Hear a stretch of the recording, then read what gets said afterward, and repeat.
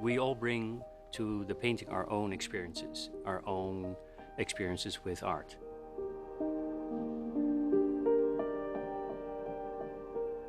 Who are the we? The we are millions of people. Thousands, hundreds of thousands of people who actually go to the Prado Museum, see the painting in reality. But the painting is very well known internationally, globally, through the internet. So many people have visually access to the painting long before they even go and see the painting itself. People from all over the world, with all their different cultural backgrounds, look at the painting, and they therefore look at it in manifold different ways.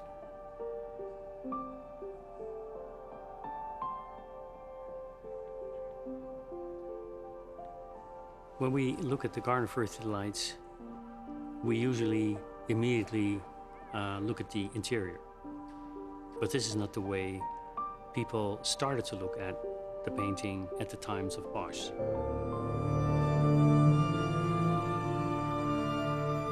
It is a triptych, and usually a triptych was closed regularly and only opened for special occasions.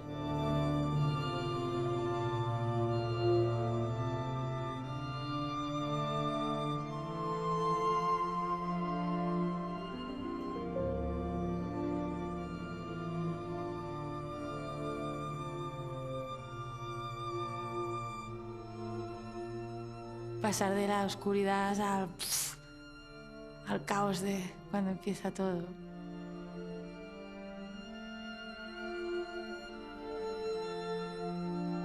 It's also a theatrical moment to have it closed and then to open it and enter inside. I admire and like the patience, the joy of doing little details one by one. Mira esta qué bonita, con el pavo real encima de la cabeza. Y aquí otra vez la sirena con el sireno, armadura, el búho con las orejas largas. Pintar es nombrar las cosas correctamente. Look at this thistle. I mean, it's extravagant. Look at this plum, maybe? Hay un montón de frutas que van desde manzanas, granadas, moras. La jirafa, por ejemplo, es como ingenua y limpia, ¿no? El placer de volar. ¿Quién no ha soñado que volaba?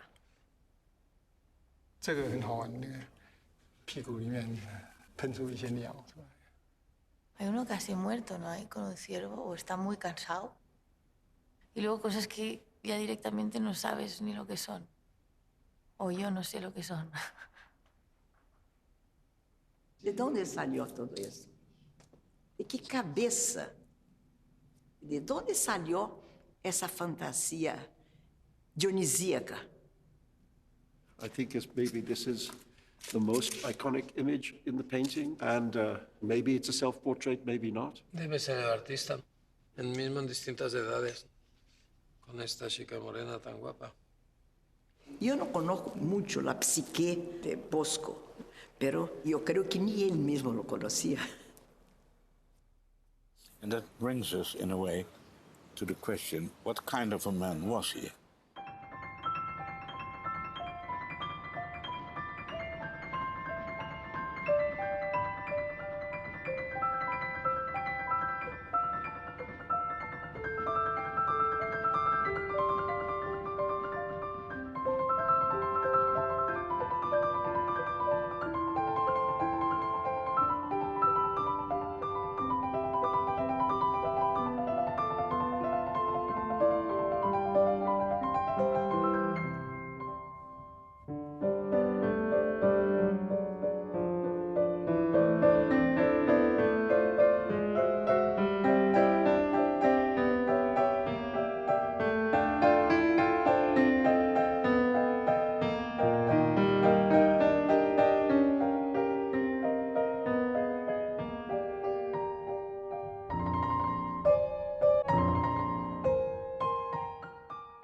Bos was a mysterious figure, not only because his paintings, but because we don't know actually who he was. And the records that he lived is in the archives of this brotherhood. That brotherhood is the oldest brotherhood in the Netherlands. It dates back from 1318, and of course our famous painter became a member later on. It is Sicut Lilium inter spinas. It is the coat of arms of this brotherhood. That means, see the lily between the thorns. And if you were a very big nobleman, you had the right to shoot swans. 3 times a year there was a big meal, and they ate swans that were donated by the noble people. They're still noble people, but we do not eat swans anymore because swans are not very nice. And they are protected right now. What I understood is that to cook a swan, they would take the whole skin, including the feathers, off.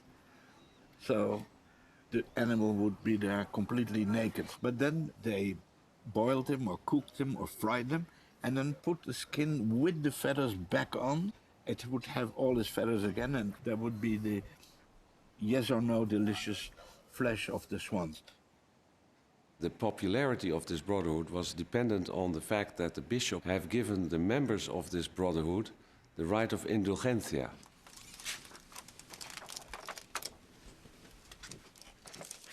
Confraternitas de Arte Mariae Virginis Matris Dei in Ecclesia Sancti Johannis Evangeliste in Bosco Ducis Leodiensis Diocesis.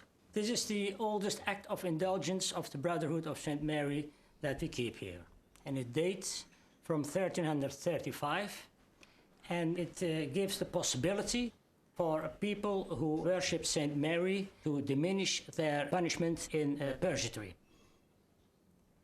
When you attended services at the Chapel of St. Mary, and of course when you made donations to the Brotherhood of St. Mary, it gives you the possibility to make your stay purgatory not so long.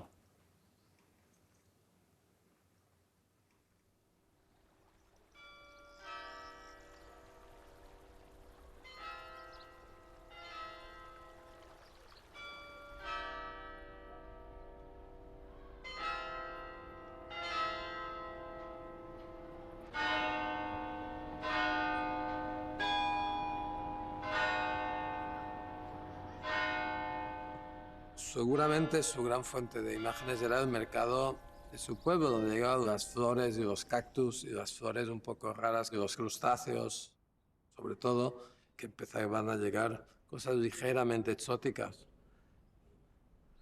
Pero lo que es muy bonito es que puedes ver lo que sabía y lo que no sabía el Bosco, es decir, lo que había visto y lo que no había visto el Bosco. Es evidente que no había visto elefantes ni jirafas.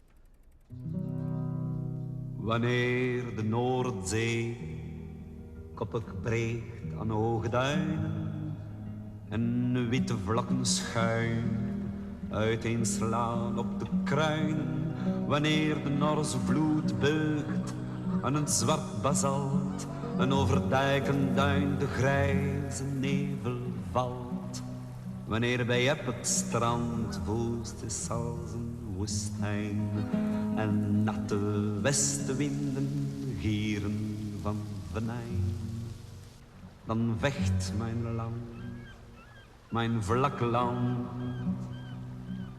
Wanneer de regen daalt op straten, pleinen, perken, op dak en torenspits van hemeloge kerken, die in dit vlakke land de enige bergen zijn.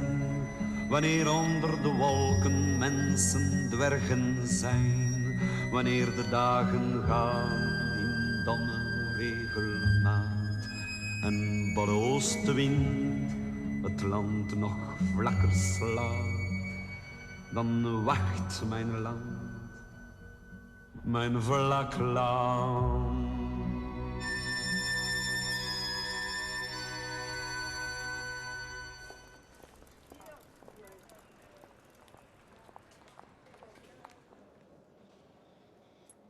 This was the chapel of the Brotherhood of Mary, of which Jeroen Bosch was a member. He came mostly every week to participate in the celebrations of the Brotherhood of Mary.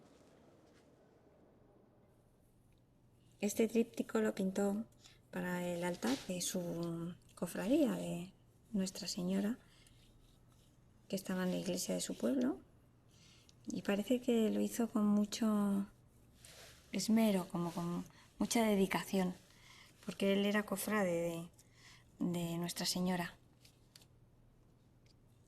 Pienso yo que él se preocupaba de las procesiones que se hacían, de las decoraciones del altar. He must have been, to a certain degree, a learned man himself. This is what you can infer from the many paintings and the diversity of the painting and the inventiveness of his work. He is not a run-of-the-mill painter, clearly. He's not a simple craftsman. Originally was called Van Aken, Hieronymus van Aken. He later, in 1504, signed his paintings by Hieronymus Bos, but that was his own nickname. And then he became very well known as Hieronymus Bos. Or in Spanish, he was, of course, called El Bosco. We don't even have a clear portrait of him. There's a drawing, a later drawing that tradition says is a drawing of Hieronymus Bos, but we don't even know for sure.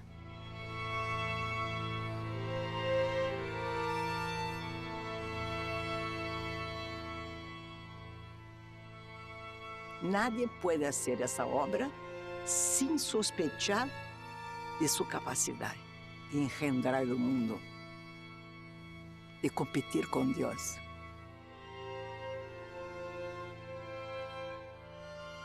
Medieval people thought there were two books, not only the Bible or the scriptures, but also the book of nature, that both were creations by God.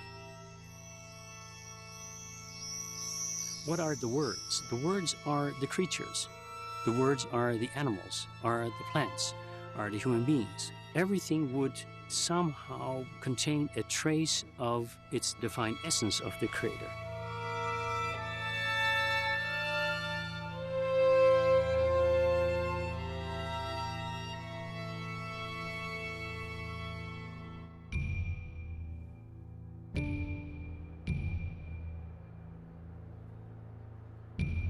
As you see here at the miniature, you put them on a table, exactly as we do today in a library, the same thing 500 years ago. And they stand around and they read, discuss, look at these manuscripts. They make us aware of the fact that it is a shared literary culture and that the enjoyment of the images in relation to the text is something that is part of this sharing.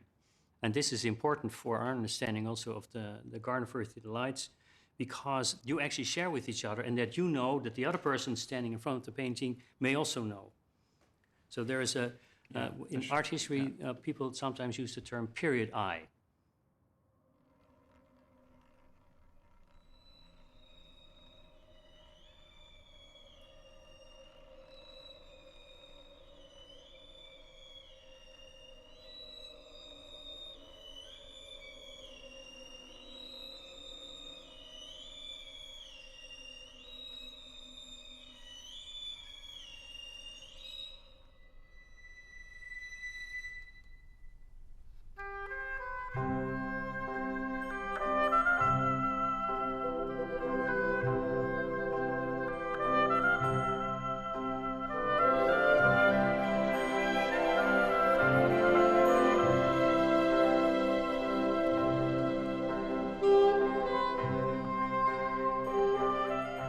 Ce que nous dit la conception de ces tapisseries, du milieu culturel dans lequel elles ont été créées, c'est une vision extrêmement positive du monde. Un monde aussi qui est celui de la nature, d'une nature qui est celle que les hommes et les femmes du Moyen-Âge, y compris en cette période que l'on considère souvent comme charnière, autour de 1500, donc une nature proche, une nature qui est aussi celle qui souvent sert de cadre à l'amour courtois.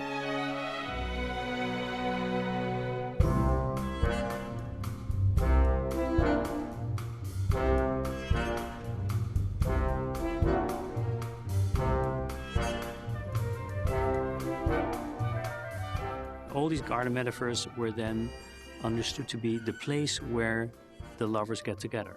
Love is not only love in the way that we know it, important as it is in our lives, but it can encapsulate all the virtues that a knight, a courtier, should contemplate, cultivate, exercise, play with in a courtly manner.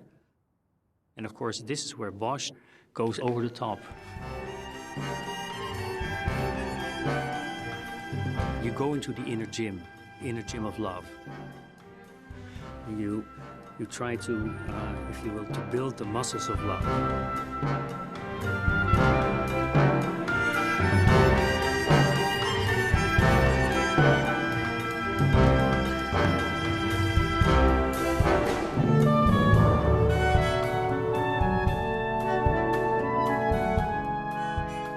The moment suprême of the story of the Romance of the Rose is that Amant, the lover, plucks the rose of the beloved.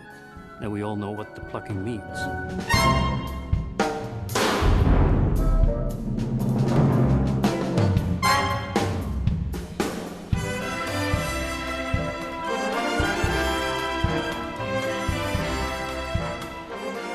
La légende raconte que pour capturer une licorne, qui est un animal extrêmement farouche, seule une jeune vierge peut l'attirer sur son sein.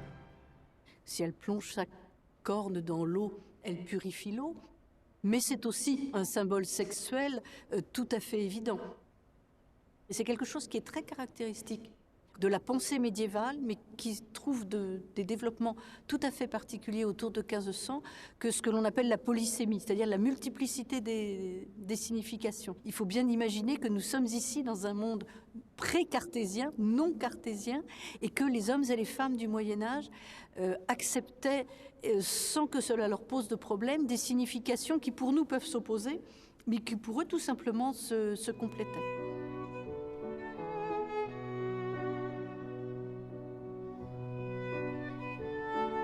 Es lo grotesco, lo gracioso, lo mismo que las sillas de los coros, las misericordias donde se asientan, las gárgolas, estos bichejillos, tienen esta cosa cómica, popular, graciosa, pero a la vez, siempre en esta época, la intención es moralizante.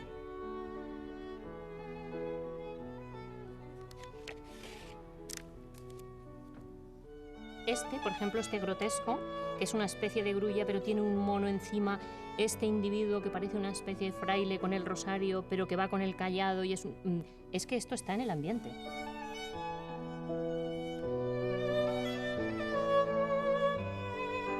Marginal figures, marginal motifs that you find in the margins of these kind of manuscripts. He blows them up, he makes them larger, he makes them the main figures of a huge painting, instead of keeping them marginalized, so to speak. Yeah, all this interaction of people and fruit that directly comes from margins, pieces of fruit that you see in the Garden of Earthly Delight.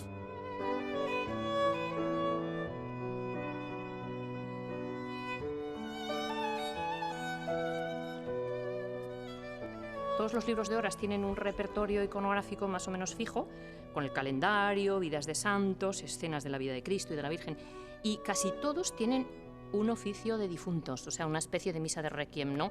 Que es ejemplarizante, es decir, es como la visión del caballero Tondal. The vision of Tondale is about an Irish knight. He's not a very pious person. He has a vision. His soul is being taken out of his body and is brought into a very gloomy region where he's being threatened by demons. He's then being saved by an angel who suddenly appears, and the angel then shows him heaven and hell, especially hell, and all the tortures that the damned souls are subjected to. And when he wakes up, the angel tells him that he has to tell the story about this terrible vision that he has, and that he has to improve his life, which he then does. He becomes a very pious person. In Bosch's Garden of Earthly Light, the whole setting is given to the viewer as a dream landscape.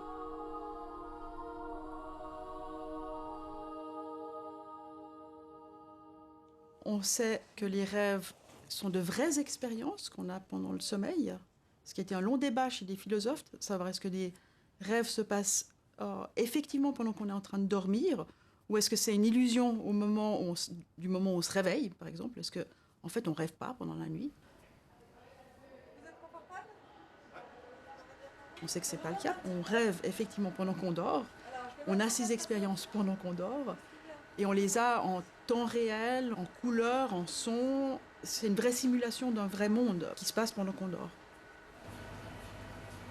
Ce qui est particulier, c'est que notre cerveau, notre esprit a très peu d'informations qui viennent du monde extérieur. Donc c'est un monde qui est purement formé de l'intérieur. C'est un monde qui est formé par nos souvenirs, nos systèmes cérébraux qui nous permettent de créer la perception qu'on a aussi à l'éveil. Ce sont les mêmes circuits qui vont être activés pendant qu'on dort. Parfait, je vais faire des petits ajustements techniques pour régler... Ce que je veux dire par là, c'est qu'on rêve avec le bagage qu'on a acquis pendant notre vie. Les objets qui peuplent nos rêves sont les objets de notre expérience de tous les jours.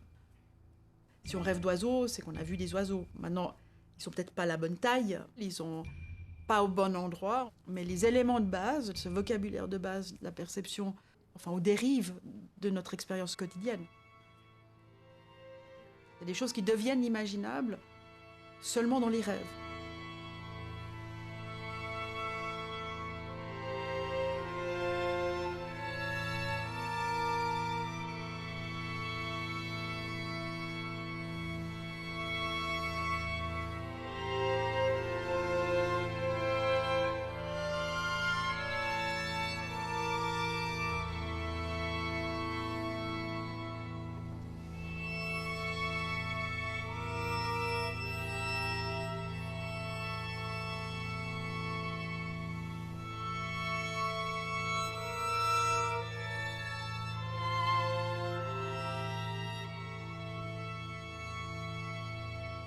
Ocul recedam somnia et noxium phantasmata.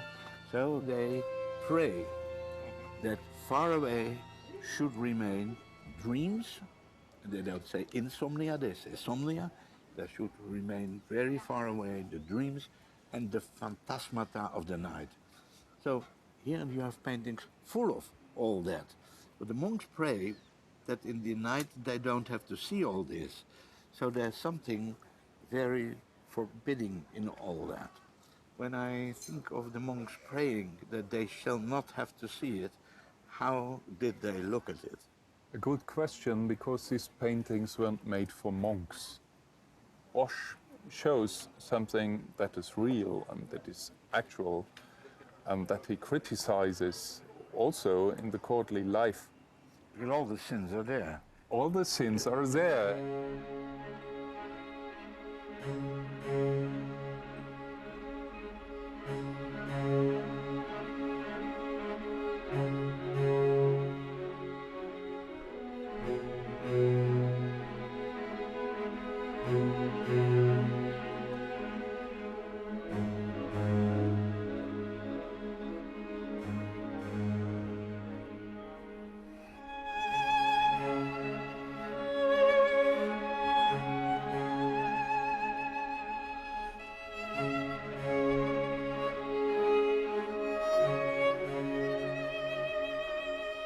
Los dibujantes tenemos la facultad maravillosa de poder animar lo inanimado, ¿no? Yo veo aquí concomitancias con el cómic por eso, porque es un cuadro muy dibujado, porque tiene narrativa. El Bosco trabajaba por encargo, ¿no? Entonces, yo sé cómo complacer al cliente sin dejar de ser tú mismo y, si puedes, colando tus propias inquietudes en el trabajo, ¿no? Yo creo que el Bosco eso lo hacía maravillosamente.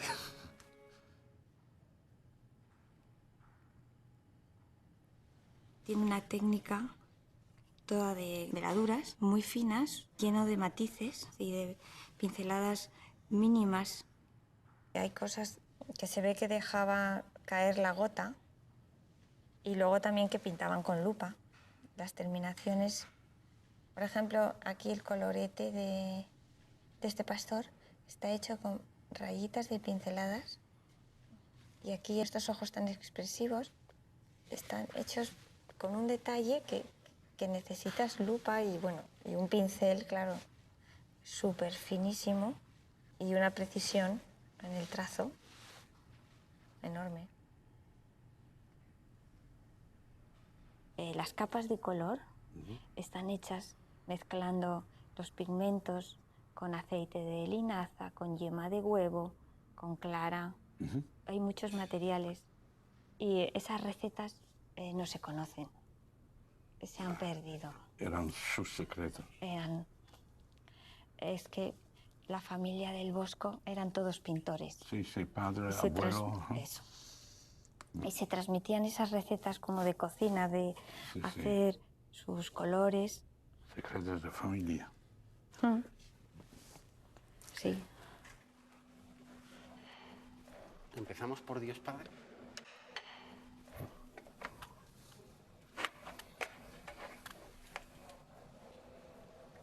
Cuando me digas, mira a ver si estamos en el golpe. Pues mira, ya podemos mirar. Gracias al infrarrojo podemos ver el dibujo subyacente y la radiografía nos permite ver todas las fases de la pintura. La superficie del cuadro nos permite ya comprobar qué cambios se han hecho, incluso los que ya se han hecho en último momento en superficie. Va un poco más allá, más profundo que el visible. Y es especialmente eficaz para ver el dibujo subyacente, sobre todo si, como los flamencos, sobre una preparación blanca dibujaban en negro, que es lo que hace precisamente el Bosco. Was he thinking about the kind of painting that we see now, or did he think of the concept in an entirely different fashion? And all these things we don't know. It's like an archaeology. We do like an archaeology of the image. But the interesting change that occurs here is in the type of face of the creator and in the direction where he's looking at. The creator is not now the man with a long beard, which many people associate with God the Father, but he has given the creator the shape of Christ, the Son.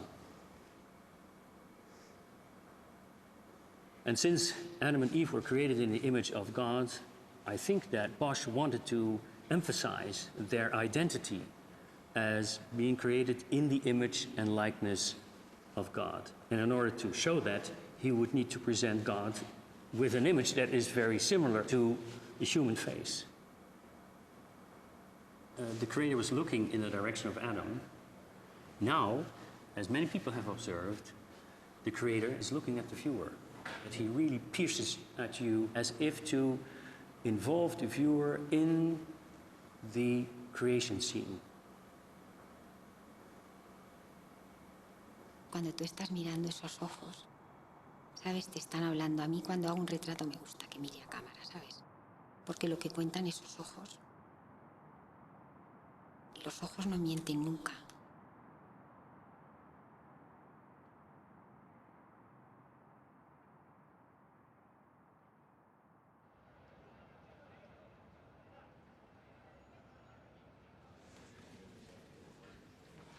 Mi relación con el jardín fue mucho antes de estar yo en el museo, por supuesto, cuando venía y era más pequeña, bueno, más pequeña por supuesto, casi en la prehistoria ya, y el vigilante todos los días andaba abriendo y cerrando las puertas, o sea que yo esa es una experiencia que tengo de haberlo visto.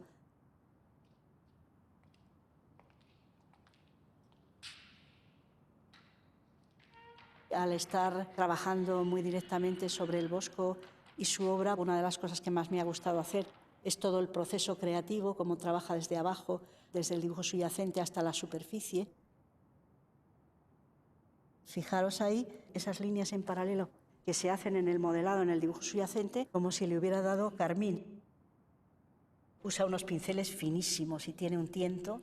Todos estos bichitos, todos estos, están hechos, la mayoría con realce. Y a veces cuando sobresale en realce, pues no le importa. Pero para hacer esas cosas, probablemente tuvo que poner el cuadro en horizontal y dar así, porque si no se le podía caer un poquito la tinta, por muy espesa que estuviera. Porque hay veces que con el dibujo se dice si lo ha hecho con la mano izquierda, con la mano derecha, que si era zurdo, que si no era zurdo, que si eran dos distintos. Pero realmente es que él puede mover el cuadro puede ponerlo del derecho, del revés, puede usar, por ejemplo, yo que no soy zurda, pero puedo hacer trazos como si fuera zurda, pero nunca contornos a lo mejor, pero sí trazos de modelado. Entonces, esto, lo que él también hace siempre es bordear los contornos, ya sean en luz o en sombra, los bordea con un tono adecuado. Por ejemplo, esto está en luz y lo bordea con un tono blanco. Pero aquí, que no quiere que esté a la luz porque la luz viene de la izquierda, entonces lo bordea con el mismo tono del manto. Y esto no lo suelen hacer a veces todos. Estas son cosas que son completamente nuevas de él, porque él dibuja como un pintor y pinta como un dibujante.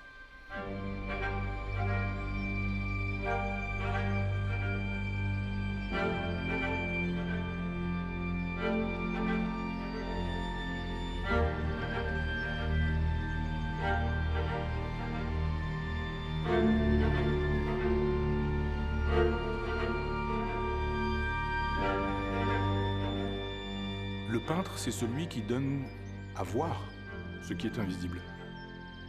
Bosch le fait avec la peinture, mais en même temps, il y ajoute son imaginaire. Ici, tout est possible.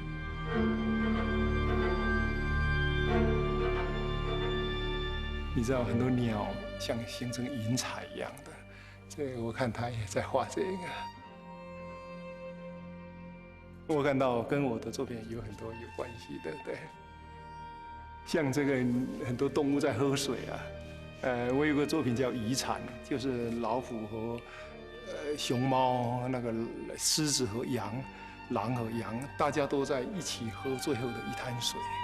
表现人类的最后的一个末日版的降生。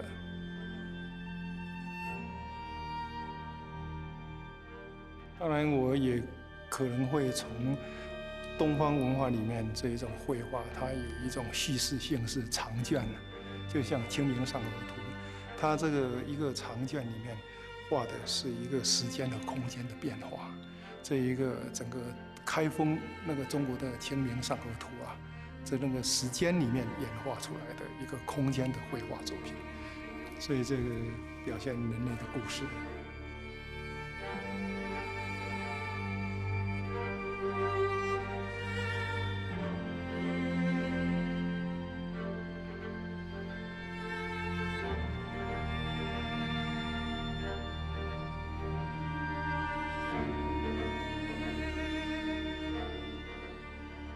Cada uno vamos a ver algo distinto en esas historias, pero cuenta muchas historias y juega con nosotros, juega con el observador. I love this too, this image of the people, almost the idea of whispering of secrets, and one imagines untruths. But it looks conspiratorial. It doesn't look like an innocent conversation. They are forms of conversation that actually mirror what we and they as an audience were doing standing in front of the painting. Those people had read the Roman de la Rose. Yes. They had read many other Dutch language fables and symbolic tales. They were probably, which I would never do, but they would probably point to things and touch things and say this and that, and I think this is this. Quel est le prince? Quel est l'homme qui a de l'argent, qui va pouvoir dire un jour à quelqu'un « je vous demande de me faire ce type d'œuvre » et puis ensuite, elle va être exposée quelque part, cette œuvre. Donc elle est destinée à être vue par des gens. Donc elle est destinée à produire des effets.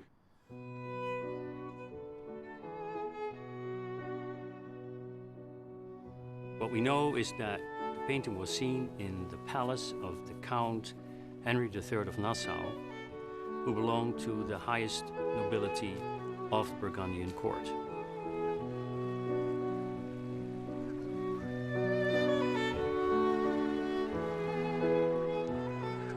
It is most likely that it was Engelbrecht of Nassau who gave the commission for the painting.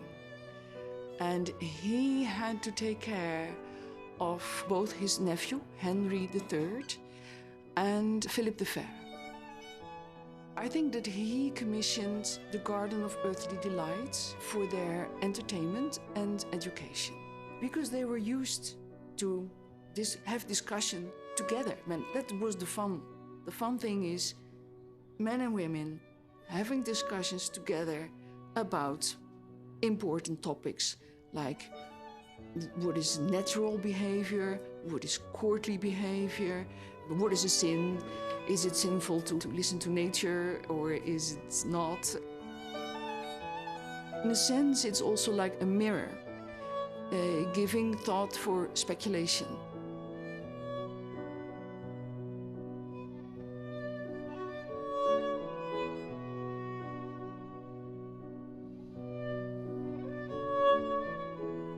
Years after Bosch dies, the Duke of Alba comes to the Netherlands in order to suppress the revolution of the Protestants. And one of the first things he does is he goes after the painting. He confiscates the possessions of William of Orange, who got the painting through heritage. Guillermo Orange, que es un personaje muy importante dentro de la corte de Carlos V, cuando Carlos V, que sale de Santa Gúdula en Bruselas después de haber abdicado, se apoyaba en un hombre de Felipe y en el otro de Guillermo de Orange. O sea, que era alguien muy cercano, muy próximo a ellos. Pero se levantó, se alzó contra Felipe, pues claro, abandonó Bruselas. William of Orange flees the country and Alba immediately confiscates the painting. When he came, the painting was gone, they have been hiding it. But Alva really wanted to have this painting, it was very important for him, so he moved heaven and earth. He even tortured the custodian of the palace. Al portero le quitaron las uñas de los pies, de las manos, le hicieron de todo hasta que cantó y dijo dónde estaba el jardín.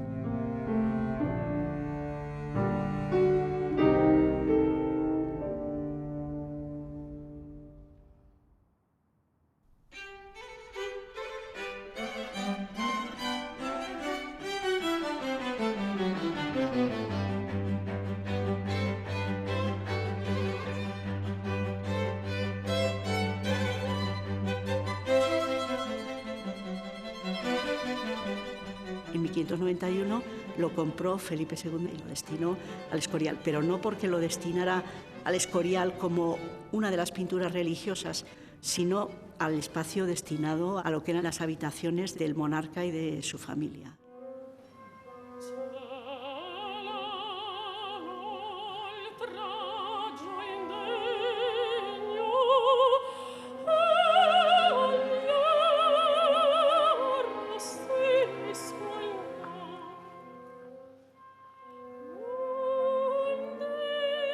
Se angustiaba él mismo de pensar que quizá su fin pudiera ser ir a parar a este lugar negro y incendiado que es el infierno. I'm a bit skeptical about that interpretation, I must say. I think he really enjoyed the detail of the painting, really enjoyed looking at it. One has to remember, he's also the king who commissions Titian to paint the nudes out of Ovid for his bedroom. So he was the ascetic king we associate with the Escorial, but he didn't mind looking at idle flesh.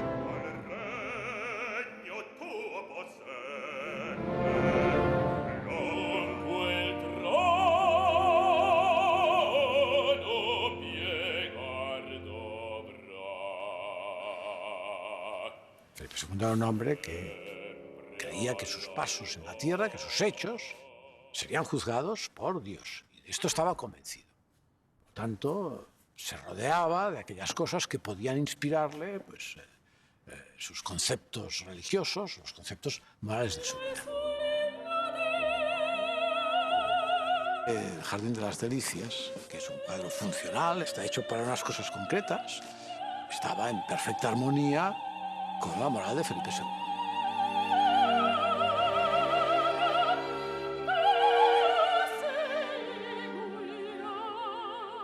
Felipe II fue un gran príncipe renacentista primero y un estadista de los más importantes que hemos tenido y un hombre inteligente y culto.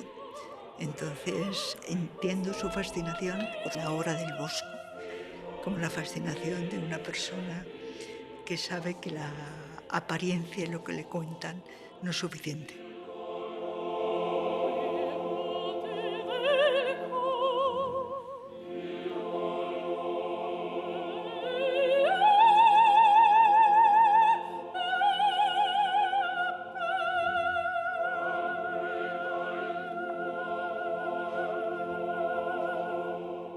There is a legend that Philip II, when he was dying here in the Escorial, he had an image, a painting by Bosch, brought to his deathbed. And we know from certain letters that he advises his children to carefully look at the paintings by Bosch. It seems to suggest that for Philip II, paintings by Johannes Bosch contain some form of wisdom that he can learn from even on his deathbed.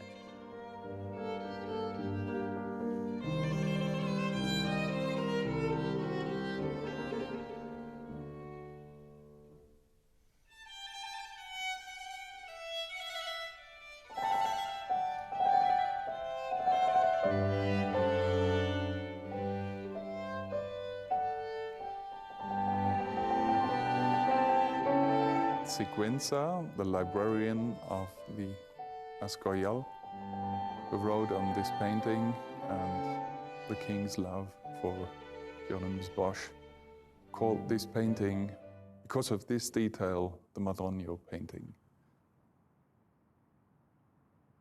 Creo que la primera mención histórica del cuadro lo llaman el cuadro de la variedad del mundo, que me parece muy acertado, porque efectivamente esto es una cosa casi enciclopédica. The title has always struck me as very deeply ironic, to say that this is a garden of earthly delight. The garden of delights, yes. Garden of earthly delights, no. It's a really good title. I mean, that's why it's lasted so long. No? And we don't know what the title was, do we, I think? Se llamó primero Variedad del Mundo.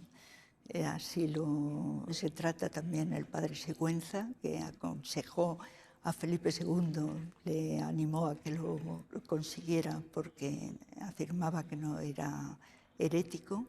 También se llamó el cuadro de las fresas, porque las fresas, además de un simbolismo de delicias especiales, es efímera. Enseguida los frutos rojos que aparecen enseguida se consumen, y es una alegoría de que los placeres pues también son efímeros en nuestra propia vida.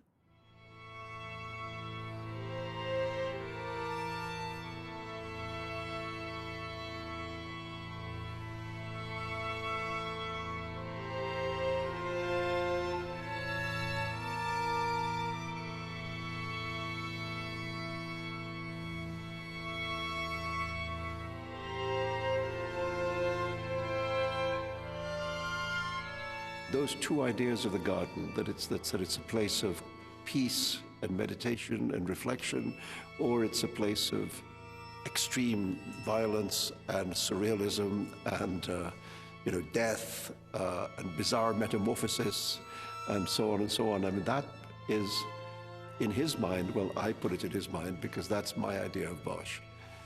I just think this is a painting like nothing else in the history of art.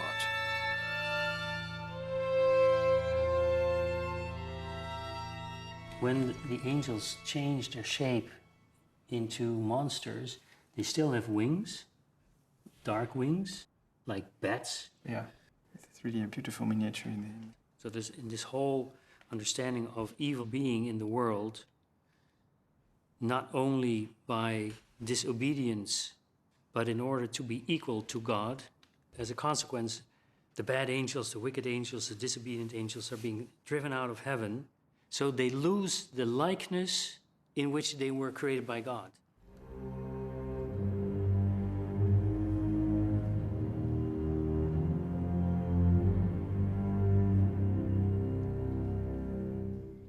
This story has been represented by Bosch in the Haywain triptych, but it's only alluded to on the exterior of the Garden of Earthly Lights by this play of dark and white clouds, very dramatic play of dark and white clouds.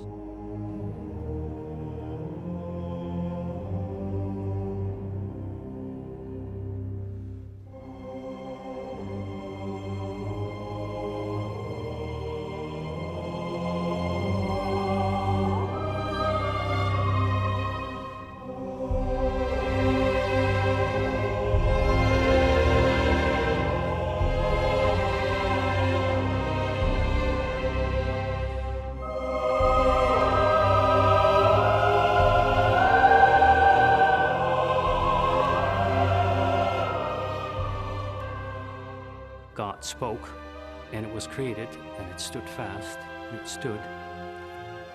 What we see is one huge contradiction of that sentence.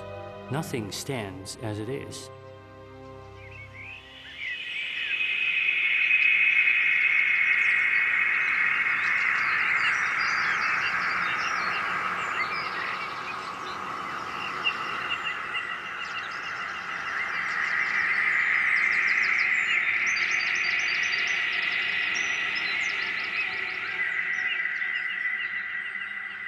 We know that using a fake owl, birds would come fascinated by the owl, and they would be stuck on the branches, and then you could take the birds from the tree.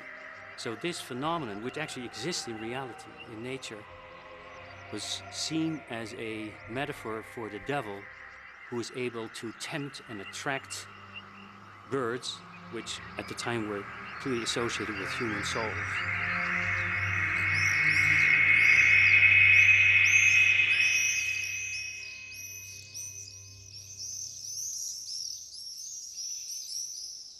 Es muy interesante cómo se va desenvolviendo el drama. Estas figuritas negras que salen del agua, estos monstruitos, que ya te empiezan a indicar que el germen del mal está desde el propio paraíso y sale del elemento purificador y dador de vida, el que es el agua. Parece la evolución de las especies. Se podría hacer una lectura darwinista del cuadro. Pasa del mineral, ¿verdad?, de la joya, del mundo casi inorgánico, a esta especie de primeros batracios y sapos y salamandras, y empieza aquí a tener 3 cabezas, ya empieza a tener caparazón, huesos externos, y bueno, es una metamorfosis.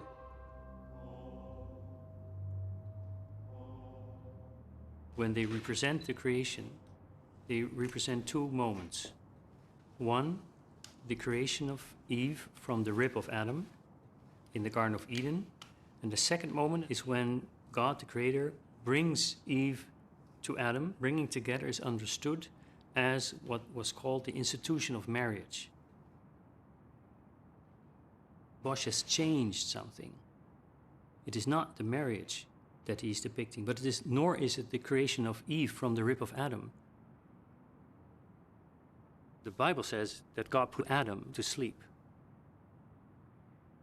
And in this dream, he foresaw the redemption of mankind on the cross, where Christ, who is called the new Adam, the new man, redeems the sins of the old Adam.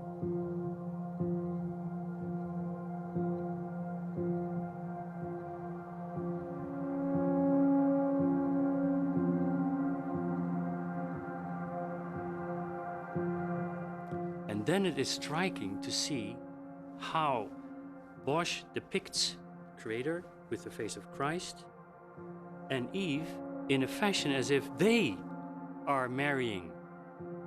Who is the new Eve? That is the church. If this interpretation is correct, Adam is actually dreaming. Adam is having a vision. Adam has a dream vision.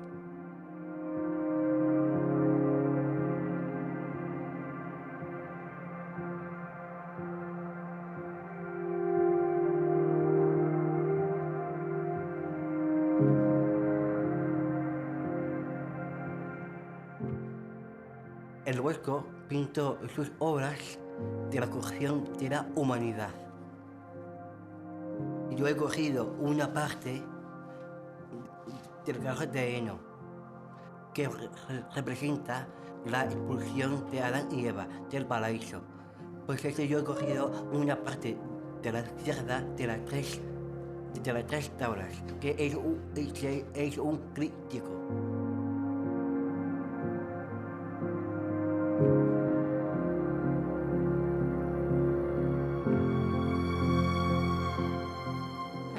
Se les da permiso de tener sexo y de reproducirse.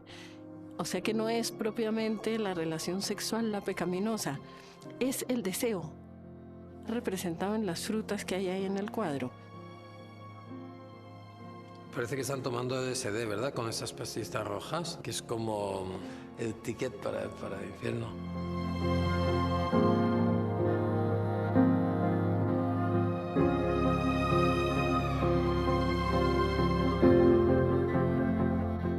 So God sends them out after the fall into the world to procreate and to govern the world. Well, actually, in the central panel, even you start to see that the world is governing man, not man is governing the world.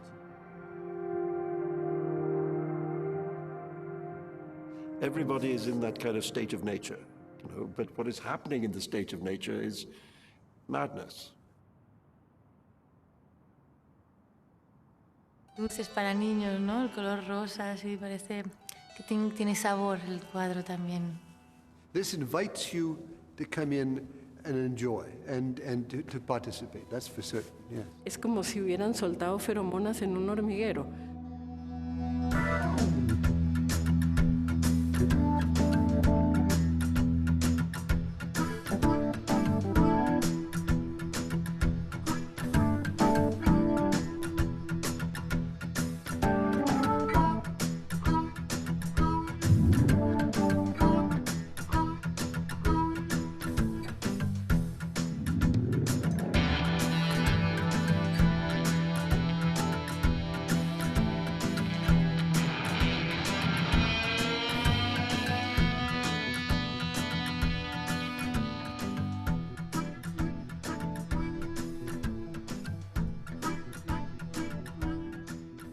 Quizá el cielo es la tierra, es el centro, es la pregunta que nos hacemos, ¿no?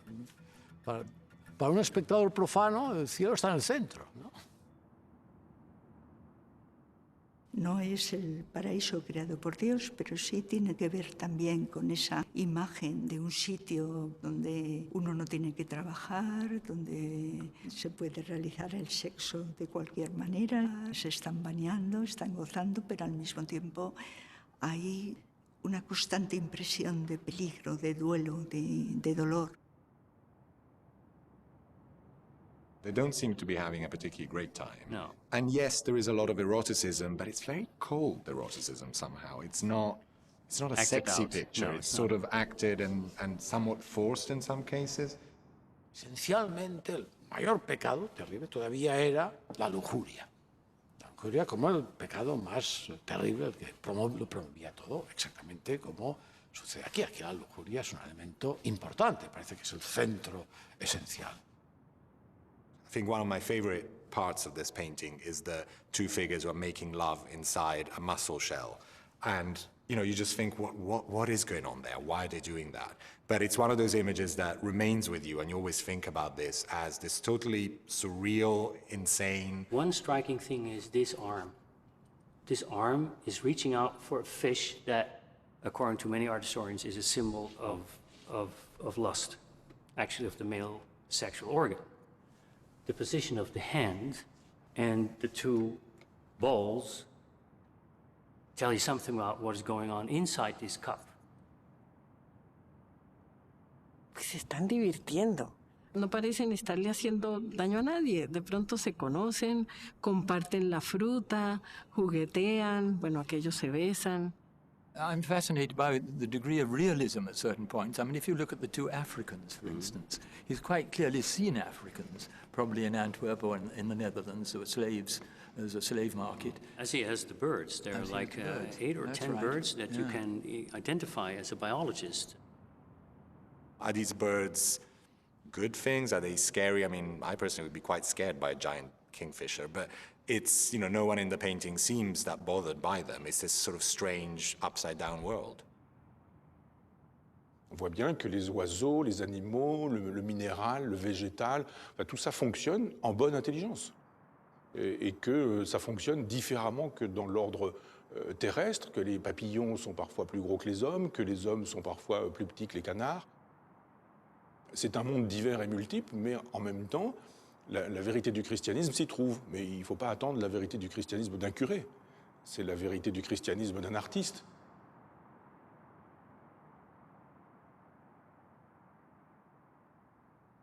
Originally, this fountain was had a round shape.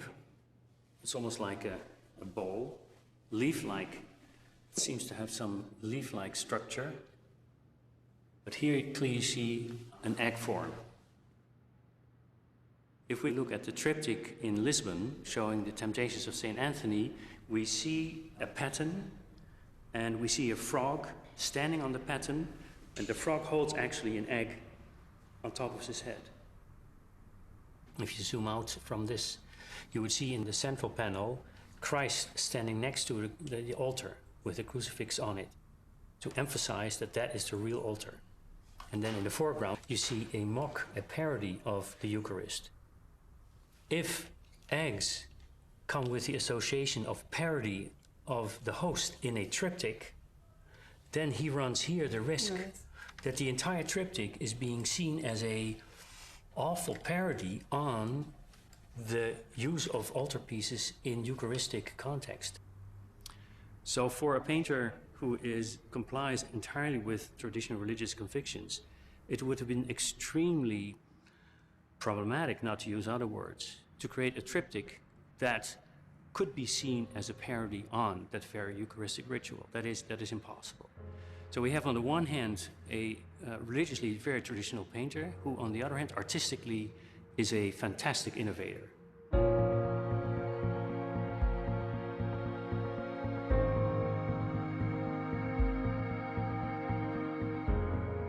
Hay un elemento futurista maravilloso en el cuadro, unas construcciones que parecen casi de Gaudí. Parecen hechas con restos de cangrejo. Es una mezcla como de animal y de bombas actuales. Es realmente la visión de un artista que es capaz de alguna forma, presentar un futuro mucho más cruel de lo que podían imaginar los coetáneos, ¿no? You know, today these look like factories, you know. It does remind me of sort of a children's fantasy of a candy factory. No estamos en un mundo para vivir en él. Es una pesadilla de fiebre o algo así. Es como un gran día de fiebre. In the land of gods and monsters, I was an angel. Living in the garden of evil, screwed up, scared, doing anything that I needed. Shining like a fiery beacon, you got that medicine I need. Fame, liquor, love, give it to me slowly. Put your hands on my waist, do it softly. Me and God, we don't get along, so now I see. No one's gonna take my soul away. I'm living like Jim Morrison, headed towards a fucked up holiday. Motels, breeze, and I'm singing. Fuck yeah, give it to me, this is heaven. What I truly want is innocence lost. Innocence lost.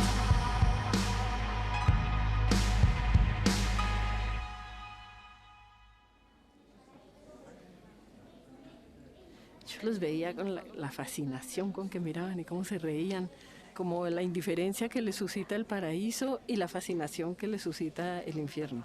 De alguna manera yo creo que el infierno se parece mucho más a la idea que hoy se puede tener de pasarla bien, que esta naturaleza pura, todavía intacta, donde el agua brota, mientras que aquí ya si hay animales están convertidos en monstruos perversos. Mira, ya hay un conejo que le está haciendo una maldad tremenda con ese palo a ese pobre que tiene boca abajo. O sea, los propios animales también se suman a los demonios para torturar a esta pobre gente que anduvo comiendo fruta.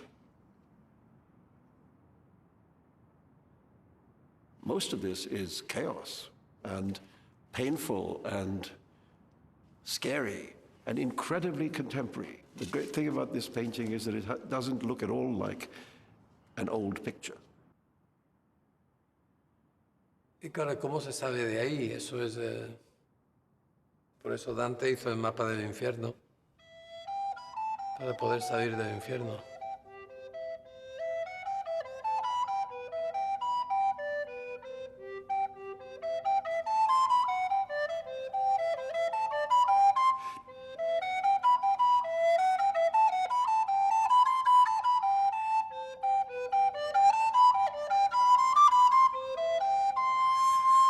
Hay intervalos do-ti, que son intervalos puros, do-ti. Sin embargo, tom-ta, que es uno de los intervalos que se encuentran en el cuadro, en la época se llamaba simplemente Diabolus in Musica, el diablo en música representado, en un intervalo prohibido. Por eso es importante saber que eso seguramente fue planeado con un músico. I could read it.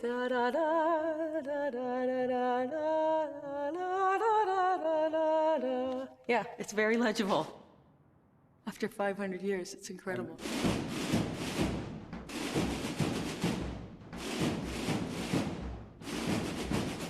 Los instrumentos que aparecen en el cuadro son instrumentos que siguen existiendo hoy, es decir, que no están tan lejos ni en la forma ni en el uso, ya que muchos de ellos son populares.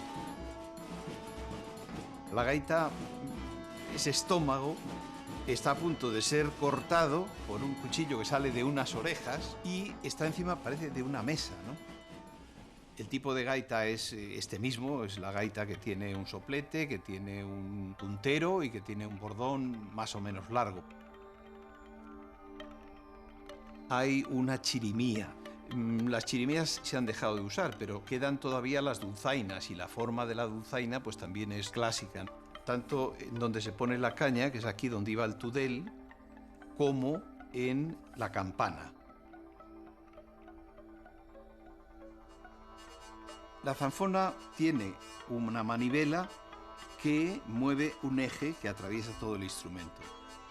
El Bosco coloca a una persona haciéndose cargo de esa manivela, tiene que moverse constantemente para producir el sonido. Otra de las cosas que llama la atención es un recipiente donde pudiera tener grasa para engrasar el eje, porque si no, la zanfona suena mal.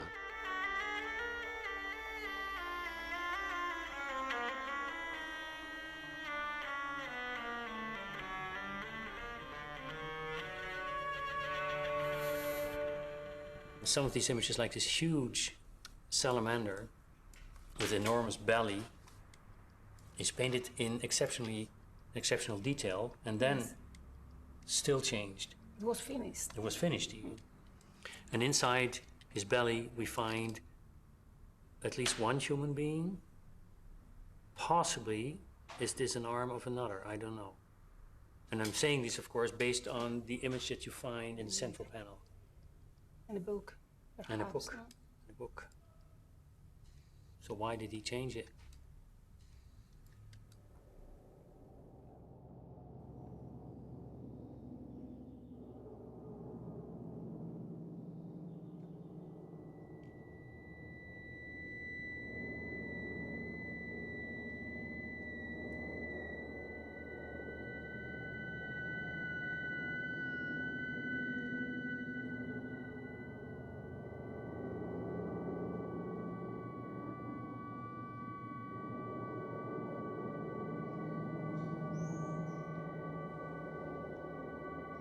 El hecho de limpiar de narración a la obra, pues el fondo se transforma en protagonista. En el momento que quitas la narración queda la arquitectura, queda el escenario.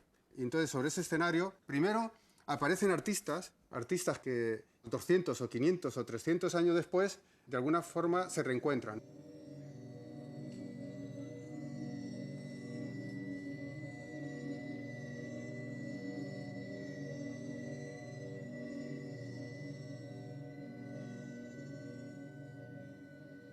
The followers of Bosch were inspired not only by the way he drew devils and demons, but they were also inspired by the way how he suggests anthropomorphic shapes in the landscape. And Salvador Dalí picked out the most obvious example in the Garden of Earthly Delights, this face with the nose and the mouth and a kind of a sleepy eye.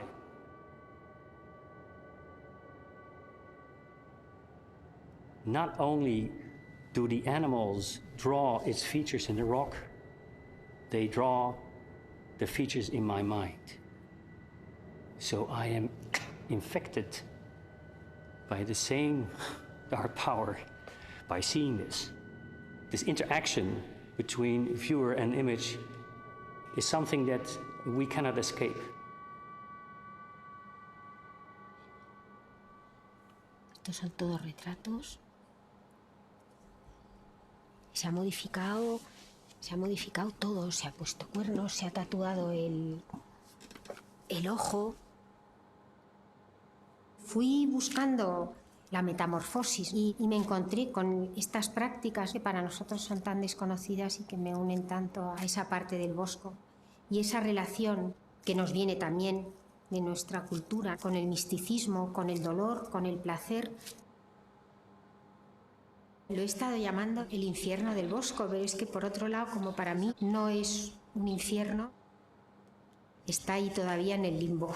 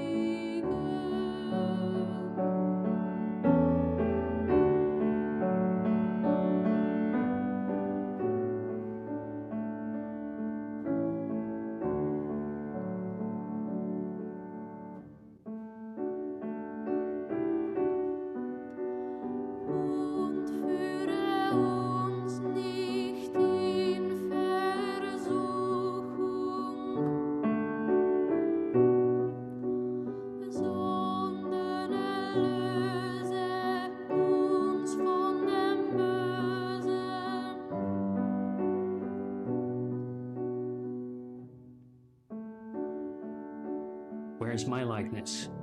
Is my image and likeness more like the creator? Or is my image and likeness more like the tree man? They offer two perspectives. They also position me in the triangle of the lines of vision where they meet. You know, you're not allowed to have a favorite figure, but he is my favorite figure. The way he looks with a lot of world weariness, knowing what he has on his back and on his head. La pesadilla alimenta el sueño, el onírico, ¿no? El onírico no es inocente. Es que la vida no es inocente, la creación no es inocente, ¿no? Entonces, hay el pánico, el terror, pero sobre todo lo que está subyacente, lo que no se ve. Se ve mucho, pero hay mucho más que ver que no está puesto.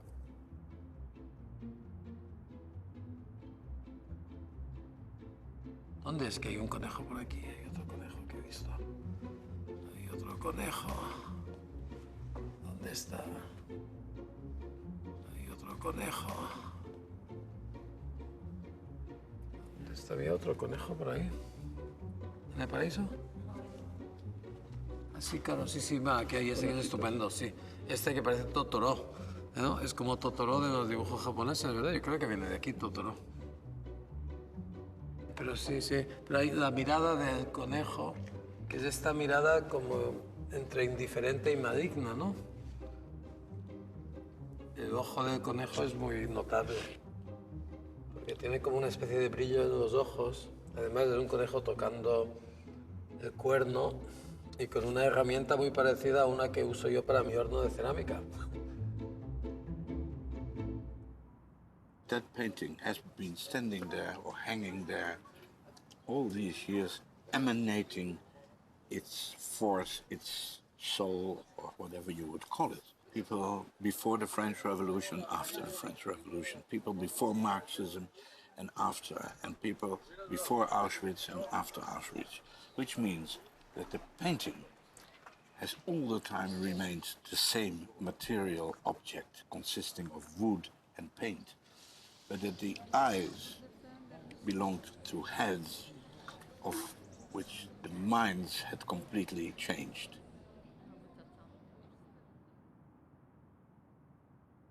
Bosch is very influential for several generations and then hugely successful with viewers throughout history up until today. This is a very busy room in this museum. But after about 1570 or so, you don't find any more artists who are painting Bosch-like paintings. Slowly, as new scientific attitudes emerge in the worldview of Bosch is kind of losing ground, I would say. Already in Patinir, you find that the realistic impulse is more present here, and that's why such a great focus on landscape than in Bosch, where it's all fantasy.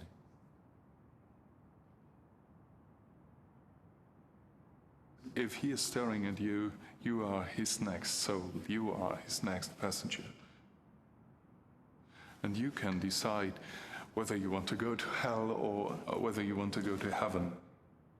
You have to understand the metaphor, the biblical metaphor of the broad way and the narrow gate that leads you to paradise, but the broad road that leads you to perdition. And that is in essence what Bosch also teaches us. Don't simply trust the outward appearance of things. Try to see through things.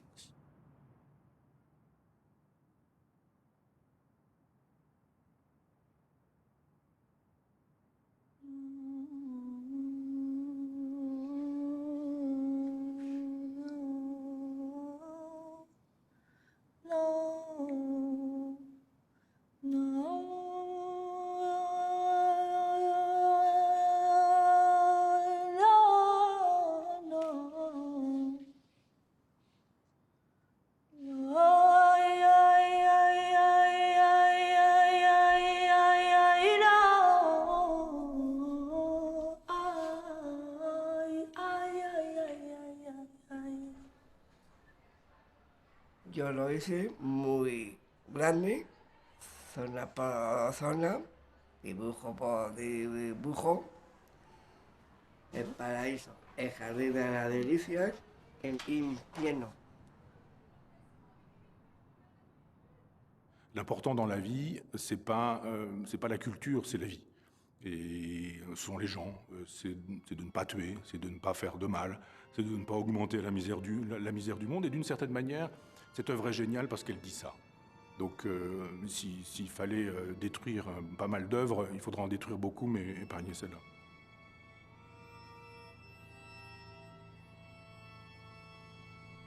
Part of the pleasure is exactly not being able to decipher what's going on necessarily. And I think a lot of it remains very memorable, even though you have no idea what it's about. So you have this urge to complete the story. You know? So yes, one could write I'm sure people have, you could write a novel about this painting, you know, very easily. And a novel with 1,000 stories. Y es como si nos quisiera decir que sus obras son como libros. This could be a fantastic opera. Counterpoint. Polyphony. Aquí hay un baile, aquí hay una inmensa danza, yo creo que es enormemente teatral. Aquí están las pasiones, ¿no? De los hombres, los deseos, las fantasías. I look at it very pictorially. I say to myself, why is it so moving? And the answer to me is because it works. Quizás sería el equivalente a algo como la Divina Comedia del Dante o la Comedia Humana de Balzac. It's an encyclopedic painting and it's also extremely poetic. Está hablando de libertad para mí, porque allí hay un pájaro y lo está dejando libre. Nunca he sido muy de interpretaciones. Y a mí me gusta mucho más la literalidad. Las interpretaciones hay tantas que es como, casi me es indiferente. Se está engañando, ¿no? Parece una melodía bonita, pero ¡crasca! No, luego entrar y ¡pam! Para aclarar, decir lo que esto quiere decir, hay que inventar palabras.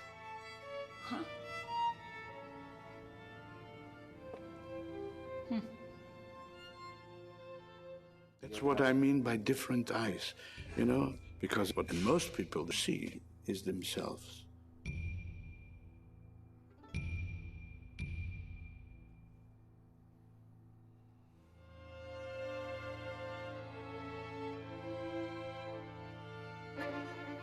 If we realize that the painting is a mirror image of us standing in front of the painting, immediately when we look at the interior, we start dreaming.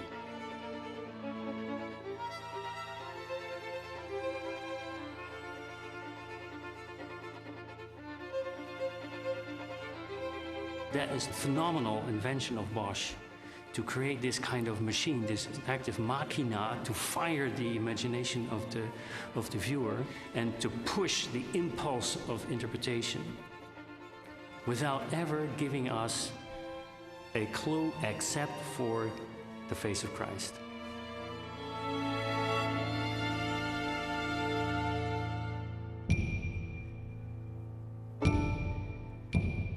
He looks at me.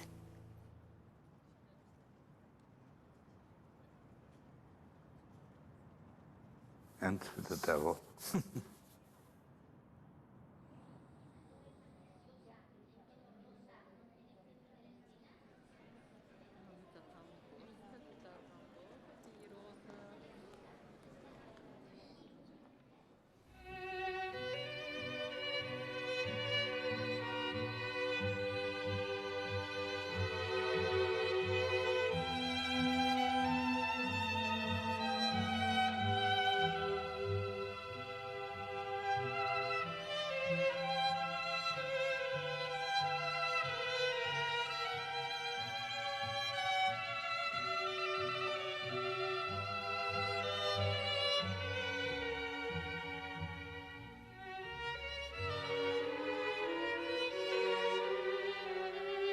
The painting wants to involve the viewer, it wants to be understood, but it does not want to be solved entirely.